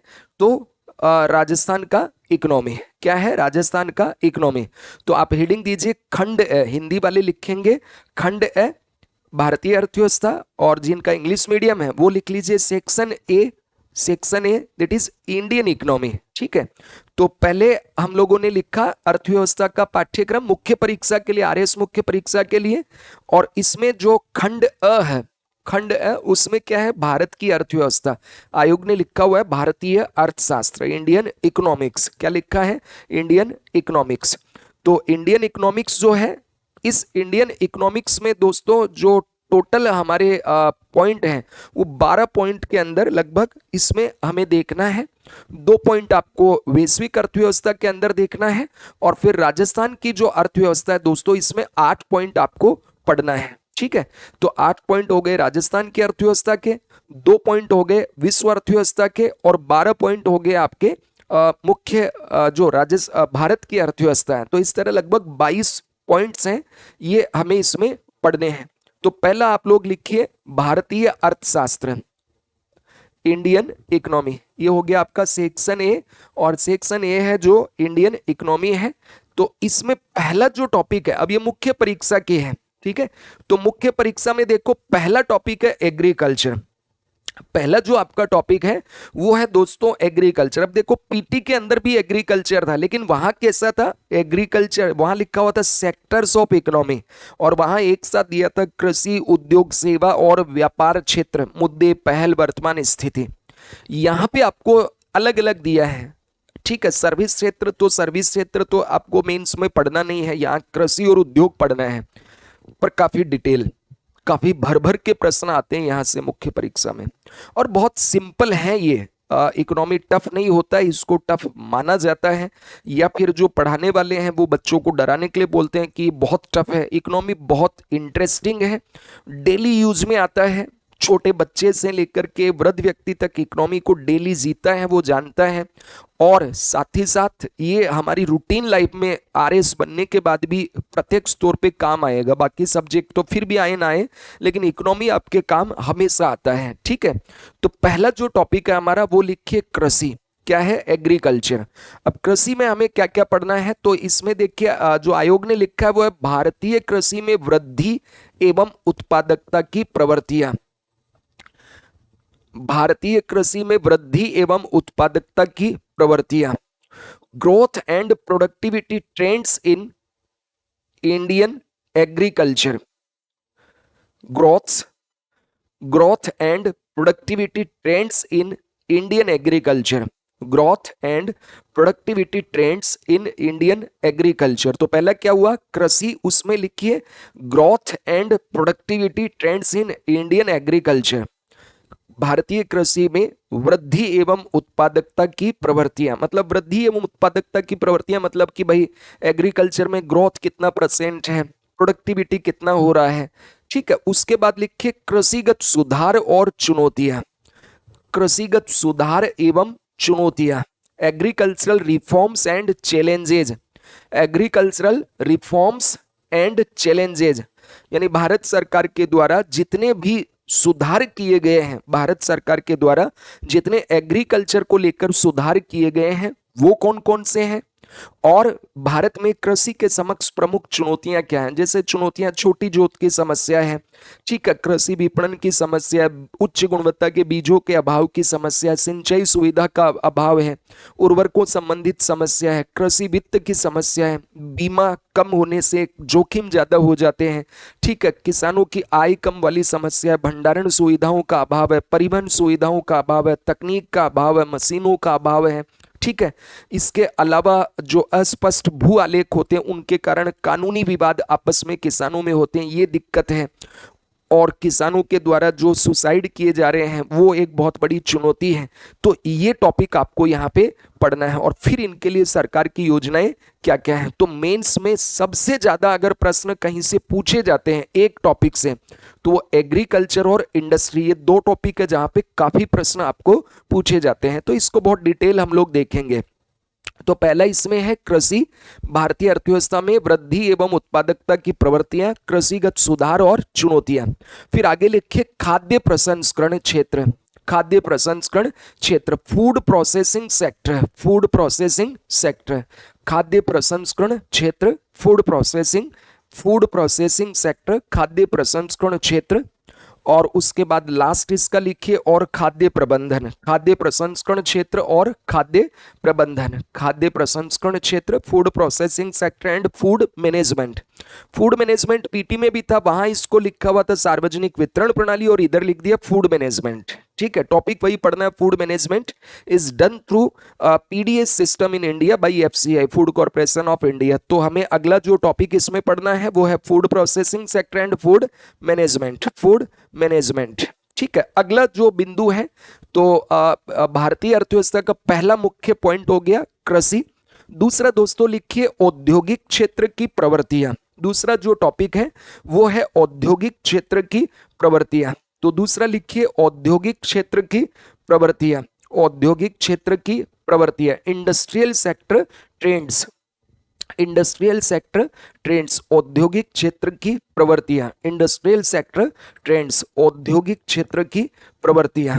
ठीक है, फिर इसमें आगे लिखना है कोमा देखिए औद्योगिक नीति, औद्योगिक नीति, औद्योगिक नीति, इंडस्ट्रियल पॉलिसी, इंडस्ट्रियल पॉलिसी, औद्योगिक नीति, industrial policy and industrial finance, औद्योगिक वित्त, industrial policy and industrial finance. देखो अभी यूपीएससी के अंदर यहां से प्रश्न पूछा आपको, यूपीएससी जो अभी एग्जाम हुआ है ना आपका 16 जून 2024 को, तो यहाँ औद्योगिक वित्त से प्रश्न पूछा गया था। याद करो वो प्रश्न था ना अभी जो आपका कि किसान का जो हल है, ठीक है, वो कैसी पूंजी है, स्थायी या कार्यशील पूंजी, पेट्रोल जो है वो कैसा है, कपड़े सिलने वाला जो सूत वगैरह लाता है वो स्थायी है या फिर वो क्या है, मतलब वर्किंग कैपिटल है। ये जो क्वेश्चन है वो यहीं पे दोस्तों आपको देखने को मिलता है। ठीक है, तो नोट से सीधे सीधे प्रश्न आते हैं प्रीलिम्स में भी और मेंस में भी।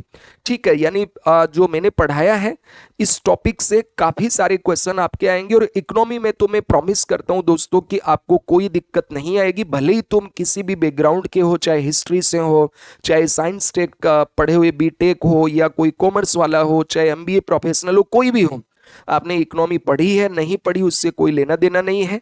आपको बहुत अच्छे तरीके से मैं समझा के चलूंगा और आप न केवल आरएस के लिए बल्कि अदर पीसीएस एग्जाम देना चाहें वो भी दे सकते हैं और यूपीएससी देना चाहें तो वो भी दे सकते हैं। इस तरह से मैं आपको ट्रेंड कर दूंगा। उसके बाद में उदारीकरण, वैश्वीकरण और निजीकरण, एलपीजी जिसको बोलते हैं ना अपन, लिबरलाइजेशन, प्राइवेटाइजेशन एंड ग्लोबलाइजेशन। तो उदारीकरण, वैश्वीकरण और निजीकरण, liberalisation, globalisation and privatisation, liberalisation, globalisation and privatisation and economic reforms और आर्थिक सुधार, और आर्थिक सुधार, और आर्थिक सुधार।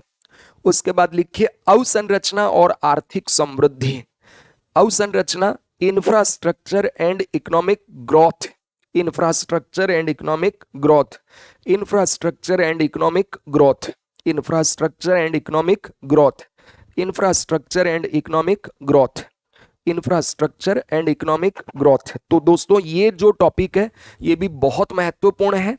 2018 एग्जाम में यहां से अकेले टॉपिक से 28 नंबर के क्वेश्चन आपको मेंस में आए हैं और 2021 जो एग्जाम हुई है आरएएस वाली, 2021 एग्जाम के अंदर भी दोस्तों यहां से 15 मार्क्स के क्वेश्चन सीधे सीधे आपको पूछे गए हैं। तो काफी इंपॉर्टेंट टॉपिक है ये। उसके बाद तीसरे टॉपिक की ओर बढ़ते हैं हम मेंस के, भारतीय अर्थव्यवस्था के, मुद्रास्फीति, कीमतें, मांग और पूर्ति प्रबंधन, inflation, inflation, price and demand supply management, मुद्रास्फीति, मुद्रास्फीति, कीमतें, मुद्रास्फीति, कीमतें, inflation, price and demand supply management, मुद्रास्फीति, कीमतें और मांग पूर्ति प्रबंधन, मांग पूर्ति प्रबंधन। फिर दोस्तों चौथा जो पॉइंट है आपका मेंस का वो है केंद्र राज्य वित्तीय संबंध और नवीनतम वित्त आयोग। केंद्र राज्य वित्तीय संबंध और नवीनतम वित्त आयोग, केंद्र राज्य वित्तीय संबंध और नवीनतम वित्त आयोग, centre state financial relations and latest finance commission, centre state financial relations and latest finance commission. दोस्तों इस बार अगर मान लीजिए एग्जाम 2024 सितंबर अक्टूबर तक होती है तो मेंस एग्जाम जाके आपकी लगभग होगी अगले साल। अगर मान लीजिए 31 अक्टूबर 2025 के बाद आपका मेंस एग्जाम होता है तो मैं दावे के साथ कह सकता हूं कि यहां से 10 अंक का क्वेश्चन आपको पूछा जा सकता है। अभी तक का ऐसा ट्रेंड रहा है जो भी वित्त आयोग है उसकी रिकमेंडेशन को लेकर, क्योंकि 16वां वित्त आयोग गठित हो चुका है 31 दिसंबर 2023 को और इसकी जो रिपोर्ट है वो आ जाएगी दोस्तों 31 अक्टूबर 2025 को। तो 31 अक्टूबर 2025 के बाद अगर महीने डेढ़ महीने बाद आपकी एग्जाम होती है तो 10 नंबर का प्रश्न यहां से अवश्य आएगा 16वें वित्त आयोग की सिफारिशों को लेकर के। तो ये भी काफी महत्वपूर्ण टॉपिक है। फिर अगला पांचवा टॉपिक लिखिए राजकोषीय उत्तरदायित्व एवं बजट प्रबंधन अधिनियम, राजकोषीय उत्तरदायित्व एवं बजट प्रबंधन अधिनियम, FRBM एक्ट बोलते हैं ना इसको शॉर्ट में, FRBM एक्ट 2003। कब आया था? 2003 में। तो कई बार तो पीटी में ऐसे ही पूछ लेता है FRBM एक्ट कब आया था। ठीक है, तो ये जो fiscal responsibility and budget management act और भारत में राजकोषीय सुधार है ये भी काफी महत्वपूर्ण टॉपिक है। तो हेडिंग दीजिए इसमें राजकोषीय उत्तरदायित्व एवं बजट प्रबंधन अधिनियम, fiscal responsibility and budget management act 2003 and fiscal reforms in India, fiscal reforms in India. तो दोस्तों इस तरह से 5 पॉइंट हमने अभी तक भारतीय अर्थव्यवस्था के मुख्य परीक्षा के देखे हैं। पहला कृषि, दूसरा उद्योग, तीसरा मुद्रास्फीति और चौथा सेंट्रल स्टेट फाइनेंशियल रिलेशन, उसके बाद FRBM act and fiscal reforms in India. उसके बाद दोस्तों हम आगे छठवें बिंदु की ओर बढ़ते हैं। तो यह है बजटीय प्रवृत्तियां और राजकोषीय नीति। लिखिए बजटीय प्रवृत्तियां, budgetary trends, budgetary trends and fiscal policy, budgetary trends and fiscal policy, tax reforms in India, tax reforms in India. दोस्तों ये पूरा बजट के ऊपर बेस होता है, क्योंकि बजटरी ट्रेंड्स मतलब जो बजट आएगा उससे रिलेटेड क्वेश्चन है, फिस्कल पॉलिसी जो है वहां से, और टैक्स रिफॉर्म जो जो भारत के अंदर हुए हैं, चाहे वो GST हो, चाहे इनकम टैक्स में, चाहे कॉर्पोरेशन टैक्स में या अदर टैक्स में जितने सुधार किए गए हैं भारत सरकार द्वारा वो सारे यहाँ आपको पूछे जाएंगे। तो हेडिंग दीजिए छठवां point budgetary trends and fiscal policy, tax reforms in India. उसके बाद दोस्तों सातवां जो पॉइंट है वो है ग्रांट्स यानी सब्सिडी। ठीक है, grants, case transfer and other related issue. तो अनुदान, नकद हस्तांतरण और अन्य संबंधित मुद्दे, अनुदान, नकद हस्तांतरण और अन्य संबंधित मुद्दे, अनुदान, नकद हस्तांतरण और अदर रिलेटेड इश्यू, अन्य संबंधित मुद्दे। उसके बाद दोस्तों आठवां जो पॉइंट आपको पढ़ना है भारतीय अर्थव्यवस्था में, आठवां जो पॉइंट आपका है वो आपका है राजस्व और व्यय की प्रवृत्तियां, यानी राजस्व रेवेन्यू कहां से आ रहा है और व्यय एक्सपेंडिचर कहां जा रहा है, उसका ट्रेंड क्या है। तो revenue and expenditure trends, revenue and expenditure trends, ये हमारा टॉपिक है आठवां। ठीक है, जैसे मेंस के अंदर आपको ये प्रश्न पूछा हुआ है कि भारत का जो राजस्व बजट है और जो पूंजीगत बजट है उसके बारे में लिखिए, उस पर टिप्पणी कीजिए।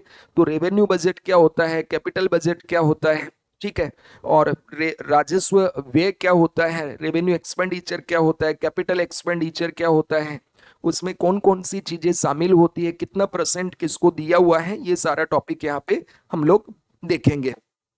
उसके बाद में अगला जो बिंदु है 9 नंबर, वो है आर्थिक गतिविधियों में सरकार की भूमिका, role of government in economic activities. आर्थिक गतिविधियों में सरकार की भूमिका मतलब जैसे पॉलिसी मेकिंग में गवर्नमेंट की क्या भूमिका है, रेगुलेटर के तौर पे सरकार क्या करती है, वेलफेयर के तौर पे सरकार क्या करती है, फॉरेन पॉलिसी में सरकार क्या करती है, फॉरेन ट्रेड में सरकार क्या कर रही है, ठीक है, ट्रांसफॉर्मिंग के लिए सरकार क्या कर रही है। तो आर्थिक जो गतिविधियां होती हैं उनमें सरकार की जो भूमिका है, मतलब उत्पादन, उपभोग, निवेश, ट्रेड, डेवलपमेंट, इनमें सरकार का रोल कितना है वो हम लोगों को यहाँ पे देखना है। तो role of government in economic activities. उसके बाद अगला जो टॉपिक है वो है निजी, सार्वजनिक और मेरिट वस्तुएं, public, private and merit goods. निजी, सार्वजनिक और merit goods, private, public and merit goods. दोस्तों ये टॉपिक यद्यपि मेंस में है, लेकिन इस बार आपको ध्यान होगा कि आरपीएससी ने पीटी में भी यहां से एक प्रश्न पूछ लिया था। टॉपिक मेंस में है लेकिन पीटी के अंदर भी प्रश्न पूछा था। याद आ रहा होगा आपको प्रश्न, में बता देता हूं। प्रश्न आपको पूछा गया था, निम्नलिखित में से कौन सी सार्वजनिक वस्तु नहीं है। निम्नलिखित में से कौन सी सार्वजनिक वस्तु नहीं है, which is not public goods in below. और उसमें दिया हुआ था सार्वजनिक प्रशासन, ठीक है, पब्लिक एडमिनिस्ट्रेशन। फिर दूसरा आपको दिया हुआ था कार, ठीक है, और तीसरा दिया हुआ था पब्लिक रोड्स और पुलिस वगैरह। तो ये जो कार है वही इसका आंसर था। तो कहने का मतलब मेरा इसलिए डिस्कस किया कि कई बार आयोग क्या करता है, टॉपिक प्रीलिम्स के अंदर नहीं दिया हुआ है लेकिन पूछ लेता है, ठीक है। तो ये तो खैर चलता है, थोड़ा बहुत इधर उधर आरएस और आरपीएससी नहीं करेगा तो फिर उसको यूपीएससी नहीं बोल देंगे हम लोग, है ना। तो खैर इसमें आपको पढ़ना है निजी, सार्वजनिक और मेरिट वस्तुएं। उसके बाद दूसरा जो अगला टॉपिक है वो है सामाजिक क्षेत्र। तो इसमें दोस्तों पढ़ना है गरीबी, बेरोजगारी और असमानता, स्वास्थ्य सेवा और शिक्षा नीति। तो अगला टॉपिक आप लिखिए 10वां number, social sector in this poverty, unemployment and inequality, health service and education policy 2020। ये हमें इसमें देखना है। तो यहाँ पे भी काफी स्कीम्स हैं जो हमें यहाँ पे पढ़नी है। अभी यूपीएससी के अंदर यहाँ से पीटी में प्रश्न आया है सीधा सीधा, प्रधानमंत्री श्रम योगी मानधन योजना, ठीक है। प्रधानमंत्री श्रम योगी मानधन योजना जो 2019 में एक पेंशन स्कीम प्रारंभ हुई थी श्रमिकों के लिए, उससे प्रश्न पूछा गया था सीधा सीधा, वो अनएम्प्लॉयमेंट के अंदर आप पढ़ते हैं क्लास में, ठीक है। तो ये चीज है। तो इसमें हम लोग देखेंगे गरीबी, बेरोजगारी, असमानता, स्वास्थ्य सेवा और शिक्षा नीति। उसके बाद 11वां एक छोटा सा टॉपिक है प्रभावी नियामक की समस्या, प्रॉब्लम ऑफ इफेक्टिव रेगुलेशन, या प्रभावी नियामक की समस्या, प्रभावी नियामक की समस्या, प्रॉब्लम ऑफ इफेक्टिव रेगुलेटर या रेगुलेशन, प्रभावी नियामक की समस्या, प्रभावी नियामक की समस्या, प्रॉब्लम ऑफ इफेक्टिव रेगुलेटर। फिर जो भारतीय अर्थव्यवस्था, उसका लास्ट टॉपिक है दोस्तों, वो है आपका आर्थिक विकास में राज्य की भूमिका को पुनर्परिभाषित करना। आर्थिक विकास में राज्य की भूमिका को पुनर्परिभाषित करना और रोजगार उन्मुख वृद्धि व्यूह रचना, ठीक है। आर्थिक विकास में राज्य की भूमिका को पुनर्परिभाषित करना, redefining the role of the state in economic development and employment oriented growth strategy. ये भारतीय अर्थव्यवस्था का दोस्तों लास्ट टॉपिक है। तो इस तरह से 12 पॉइंट्स के अंदर जो भारत की अर्थव्यवस्था है, मुख्य परीक्षा में ये पॉइंट आपको ध्यान में रखना है। तो आपको ये सारे पॉइंट एकदम टिप पे याद होना चाहिए, पहले से लेकर 12वीं तक। अब ये पार्ट ए खत्म हो गया जिसमें भारत की अर्थव्यवस्था पढ़नी थी। अब है खंड बी। कौन सा? खंड बी। उसमें क्या दिया हुआ है, तो मैंने वो बताया था ना कि खंड ए में भारत की अर्थव्यवस्था, खंड बी में विश्व अर्थव्यवस्था और खंड सी में राजस्थान की अर्थव्यवस्था। तो सेक्शन बी जो है इसमें आपको ग्लोबल इकोनॉमी पढ़ना है। पार्ट बी या सेक्शन बी में क्या पढ़ना है? Global economy. ग्लोबल इकोनॉमी में दोस्तों 2 टॉपिक आपको दिया हुआ है, ठीक है। तो पहला जो इसमें दिया हुआ है वो है वैश्विक आर्थिक मुद्दे और प्रवृत्तियां। इसमें आपको विश्व बैंक, आईएमएफ और वर्ल्ड ट्रेड ऑर्गेनाइजेशन जो डब्ल्यूटीओ है ये पढ़ना है, ठीक है। और एक यहाँ सतत विकास और जलवायु परिवर्तन, sustainable development and climate change को पढ़ना है। तो वैश्विक अर्थव्यवस्था हेडिंग दीजिए सेक्शन बी करके, और इसमें पहला टॉपिक लिखिए global economic issues, global economic issues and trends, global economic issues and trends, वैश्विक आर्थिक मुद्दे और प्रवृत्तियां, वैश्विक आर्थिक मुद्दे और प्रवृत्तियां, वैश्विक आर्थिक मुद्दे और प्रवृत्तियां, global economic trends and role of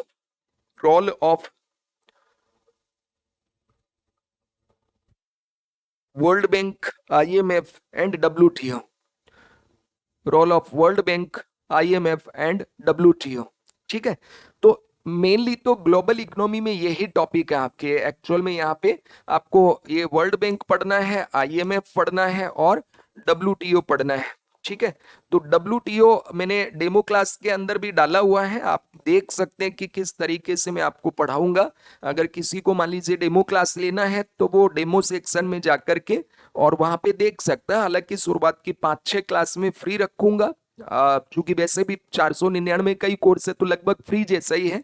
आप इतने पैसों में अगर मान लीजिए रोजाना का 10-10 रुपया भी इसमें खर्च कर रहे हैं तो 10 रुपया देके डेली का आप कम से कम इसमें आपके प्रीलिम्स और मेंस के 3-3, 4-4 प्रश्न जो है वो आराम से कर पाएंगे। तो कोई कॉस्टली भी नहीं है और जब चाहो जितनी बार चाहो आप इसको देख सकते हैं। क्लास के बाद मान लो आप किसी कोचिंग में पढ़ रहे हैं, ठीक है, आपने पहले पढ़ लिया है या 5-6 साल पहले मेरे से पढ़ा था, 2 साल पहले मेरे से पढ़ा था, तो सिलेबस भी बदल जाता है और टॉपिक अपडेट भी हो जाते हैं, तो आपका फिर से एकदम नया हो जाएगा, आराम से आप उसको कर सकते हैं दोस्तों। तो अभी हम लोग ये ग्लोबल इकोनॉमी है, इसका पहला लिख लिया है। अब दूसरा आप लोग इसमें लिखिए सतत विकास एवं जलवायु परिवर्तन, sustainable development and climate change, sustainable development and climate change.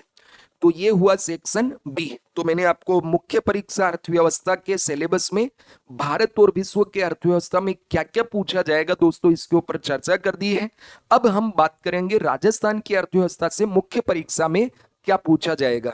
तो राजस्थान की अर्थव्यवस्था से मुख्य परीक्षा में दोस्तों जो आपको टॉपिक पूछे जाएंगे उसको सी सेक्शन के अंदर रखा गया है। ठीक है, किसमें रखा गया है? Section C. और टोटल यहां 8 पॉइंट्स के अंदर सिलेबस को डिफाइन किया गया है। तो अब आप हेडिंग दीजिए खंड स, सेक्शन सी। तो खंड कौन सा? स या पार्ट सी कर सकते हैं, सेक्शन सी। और टॉपिक का नाम है राजस्थान की अर्थव्यवस्था, इकोनॉमी ऑफ राजस्थान, राजस्थान की अर्थव्यवस्था, इकोनॉमी ऑफ राजस्थान। ठीक है, इकोनॉमी ऑफ राजस्थान जो है इसमें टोटल 8 पॉइंट है, लेकिन ये काफी डिटेल है और यहां से भी काफी आपको प्रश्न मेंस के अंदर लगभग 30-35 नंबर या कई बार हो सकता है कम भी हो जाए, लेकिन इतना आपको पूछा जाता है और स्कीम्स के ऊपर ज्यादा फोकस होता है। तो पहला जो इसमें आपका टॉपिक है दोस्तों वो है कृषि परिदृश्य। देखो भारत की अर्थव्यवस्था में भी कृषि पढ़ना था, पहला टॉपिक इसमें भी कृषि पढ़ना है। तो कृषि परिदृश्य वहां भी और यहां भी। तो उत्पादन, उत्पादकता, जल संसाधन, सिंचाई, कृषि विपणन, डेयरी एवं पशुपालन, ये आपको यहां पढ़ना है। तो पहला टॉपिक लिखिए राजस्थान की अर्थव्यवस्था का आरएस मुख्य परीक्षा का, that is agricultural scenario, that is agricultural scenario. ठीक है, कृषि परिदृश्य। और इसमें हेडिंग देके डेस देके लिखिए उत्पादन एवं उत्पादकता, प्रोडक्शन एंड प्रोडक्टिविटी, उत्पादन एवं उत्पादकता, production and productivity, production and productivity. फिर जल संसाधन, वाटर रिसोर्सेस एंड इरिगेशन, जल संसाधन और सिंचाई, वाटर रिसोर्सेस एंड इरिगेशन, जल संसाधन एवं सिंचाई, water resources and irrigation. Agricultural marketing, कृषि विपणन, एग्रीकल्चरल मार्केटिंग, कृषि विपणन। डेयरी एवं पशुपालन, dairy and animal husbandry, dairy and animal husbandry. तो दोस्तों ये आपका पहला टॉपिक हुआ। अब दूसरा जो टॉपिक है आरएस मुख्य परीक्षा में राजस्थान की अर्थव्यवस्था से, वो कौन सा है? तो दोस्तों ग्रामीण विकास, ग्रामीण विकास और ग्रामीण अवसंरचना, rural development and rural infrastructure, rural development and rural infrastructure. Panchayati Raj and state finance commission, Panchayati Raj and state finance commission, Panchayati Raj और राज्य वित्त आयोग, पंचायती राज और राज्य वित्त आयोग, पंचायती Raj and state finance commission. ये दूसरा टॉपिक है आरएस परीक्षा में राजस्थान की जो अर्थव्यवस्था है उसका। तो दो टॉपिक मैंने आपसे फटाफट डिस्कस कर दिए हैं, आपने नोट भी कर लिया। पहला एग्रीकल्चरल सिनेरियो है और दूसरा रूरल डेवलपमेंट और पंचायती Raj and state finance commission. अब देखो ये सारे मेंस के अंदर इंडियन इकोनॉमी में भी थे, वहां पे भारत की कृषि की बात थी। ठीक है। और पंचायत, ये आपका राज्य वित्त आयोग है, तो राज्य वित्त आयोग वहां भारत का नवीनतम वित्त आयोग दिया हुआ था, लगभग सेम सही है, बस यहाँ पे राज्य वित्त आयोग यानी जो आर्टिकल 243 में दिया हुआ है उसकी बात हो रही है, और जबकि भारत की अर्थव्यवस्था में था वो आर्टिकल 280 में जो दिया हुआ वित्त आयोग है, भारत का वित्त आयोग, उसकी बात होती है। ये इसमें अंतर आ जाता है। तो यहां तक आपने लिख लिया। अब हम बात करते हैं तीसरा। तो थर्ड जो टॉपिक है वो लिखिए फटाफट, औद्योगिक विकास का संस्थागत ढांचा। औद्योगिक विकास का संस्थागत ढांचा, institutional framework of industrial development. Institutional framework of industrial development, औद्योगिक विकास का संस्थागत ढांचा। औद्योगिक विकास का संस्थागत ढांचा, institutional framework of industrial development, comma वृद्धि, वृद्धि और नव प्रवृत्तियां, वृद्धि और नव प्रवृत्तियां, industrial growth, industrial growth and innovation, industrial growth and innovation, khadi and village industries, khadi and ग्रामोद्योग, खादी एवं ग्रामोद्योग, ठीक है। Village, khadi and village industries, khadi and ग्रामोद्योग। तो ये हो गया आपका तीसरा टॉपिक। अब दोस्तों चौथा टॉपिक है अवसंरचना विकास। तो भारत की अर्थव्यवस्था में भी ये टॉपिक था और यहाँ पे भी ये टॉपिक है। तो यहाँ राजस्थान के संदर्भ में बस ये ध्यान रखना है। तो अवसंरचना विकास, इसमें विद्युत परिवहन अवसंरचना में निजी विनियोग और सार्वजनिक निजी सहभागिता परियोजनाएं, यानी जो पीपीपी मॉडल होता है, पब्लिक प्राइवेट पार्टनरशिप, ठीक है। देखो अगर 3P दिया हुआ है तो पब्लिक प्राइवेट पार्टनरशिप, 4P दिया हुआ है तो पीपल पब्लिक प्राइवेट पार्टनरशिप, और अगर 5P दिया हुआ है तो planet people public private partnership, ये ध्यान रखना। तो यहाँ पे जो आपका आरएस का जो अर्थव्यवस्था, आरएस की राजस्थान की अर्थव्यवस्था, उसमें चौथा टॉपिक दोस्तों आपका है अवसंरचना विकास, इंफ्रास्ट्रक्चर डेवलपमेंट, और इसमें डेश देके लिखिए विद्युत, पावर एंड ट्रांसपोर्टेशन, विद्युत और परिवहन, विद्युत और परिवहन, विद्युत और परिवहन। ऑनलाइन में मजा आ रहा है ना, ऐसे मतलब थकना नहीं है किसी भी तरह का, आप अपनी मर्जी से पढ़ रहे हैं और अपने घर पे बैठ के पढ़ रहे हैं, एंजॉय करो आराम से, पढ़ते पढ़ते चाय पी सकते हो, अगर किसी भी तरह का आपको लगे पकोड़े खाते खाते पढ़ सकते हो, ठीक है। बीकानेर से हो तो बीकानेरी भुजिया खाते हुए कर सकते हो, पाली से हो गुलाब हलवा खाते, और जोधपुर से मिर्च बड़ा खाते हुए आराम से पढ़ सकते हो, ठीक है। मुंह में पानी आ रहा है तो पानी पी लो भाई, ठीक। लेकिन पढ़ते रहो, चूंकि पढ़ोगे तो आगे बढ़ोगे, पढ़ोगे आरएस बनोगे, आरपीएस बनोगे, और जैसे ही तुम्हारे ऊपर वर्दी आ गई तो कहना ही क्या, उस दिन तुम्हारे भाव भी बढ़ जाएंगे और तुम्हारी ब्रांड वैल्यू भी बढ़ जाएगी, नेम फेम का तो क्या ही कहना भैया, एकदम चमक जाओगे। इसलिए पढ़ते रहो आराम से प्रभात सर के साथ, ठीक है, सिद्धार्थ टेक चैनल पे। अब दोस्तों अवसंरचना विकास में पूरा फटाफट लिख लीजिए, विद्युत और परिवहन अवसंरचना में निजी विनियोग और सार्वजनिक निजी सहभागिता परियोजनाएं या पीपीपी मॉडल की प्रोजेक्ट्स, इनका दृष्टिकोण और संभावनाएं, दृष्टिकोण और संभावनाएं, ठीक है। इंग्लिश में लिख लीजिए power and transport, private investment in infrastructure and public private partnership projects, prospectives and prospects, ठीक है। उसके बाद पांचवा जो पॉइंट है वो है दोस्तों राजस्थान की प्रमुख विकास परियोजनाएं, राजस्थान की प्रमुख विकास परियोजनाएं, major development projects of Rajasthan, major development projects of Rajasthan, Rajasthan की प्रमुख विकास परियोजनाएं, राजस्थान की प्रमुख विकास परियोजनाएं, राजस्थान की प्रमुख विकास परियोजनाएं, major development projects of Rajasthan. बस 3 पॉइंट और बचे हैं राजस्थान की अर्थव्यवस्था के, तो ये है दोस्तों। छठवा लिखिए राज्य बजट और राजकोषीय प्रबंधन, राज्य बजट और राजकोषीय प्रबंधन, state budget and fiscal management, state budget and fiscal management, राज्य बजट और राजकोषीय प्रबंधन, issue and challenges, issue and challenges, मुद्दे और चुनौतियां, मुद्दे और चुनौतियां, issues and challenges, state budget and fiscal management, issues and challenges. उसके बाद दोस्तों जो 7वां पॉइंट है हमारा वो है राजस्थान की आर्थिक कल्याण योजनाएं, सामाजिक न्याय और सशक्तिकरण, राजस्थान की आर्थिक कल्याण योजनाएं, सामाजिक न्याय और सशक्तिकरण। Economic welfare schemes of Rajasthan, economic welfare schemes of Rajasthan, social justice and empowerment, social justice and empowerment, ये टॉपिक आपको इसमें देखना है। ठीक है, तो राजस्थान की आर्थिक कल्याण योजना इकोनॉमिक सर्वे में ये सारी मिल जाएंगी। सामाजिक न्याय और सशक्तिकरण, इनको भी हम इकोनॉमिक सर्वे से अपडेट करते हुए पढ़ेंगे यहाँ पे। ठीक है, तो नया जैसे ही सर्वे आएगा मैं उसके बाद ही ये क्लास प्रारंभ करूंगा, तो आपको एकदम अपडेटेड मटेरियल यहाँ से मिले।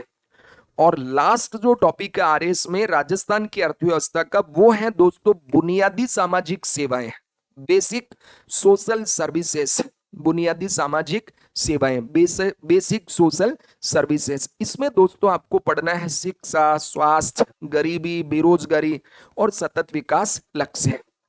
बुनियादी सामाजिक सेवाएं, इसमें दोस्तों आपको जो बेसिक सोशल सर्विसेज वाला टॉपिक है, इसमें education and health, poverty, unemployment and sustainable development goals जो है, ठीक है, सस्टेनेबल डेवलपमेंट गोल्स, इनसे संबंधित टॉपिक आपको यहाँ पे पढ़ना है। ठीक, तो ये लास्ट फटाफट लिख लीजिए, बुनियादी सामाजिक सेवाएं, शिक्षा, शिक्षा व स्वास्थ्य, गरीबी, बेरोजगारी और सतत विकास लक्ष्य।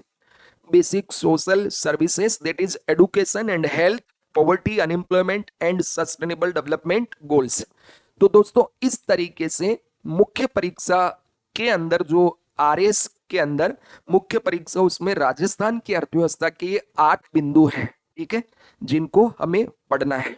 तो इस तरीके से मैंने आपको आरएस एंड आरटीएस जो परीक्षा है, आरएस एंड आरटीएस परीक्षा के प्रारंभिक परीक्षा में भारतीय अर्थव्यवस्था और राजस्थान की अर्थव्यवस्था से क्या क्या टॉपिक पूछे जाएंगे उनका डिटेल एनालिसिस किया।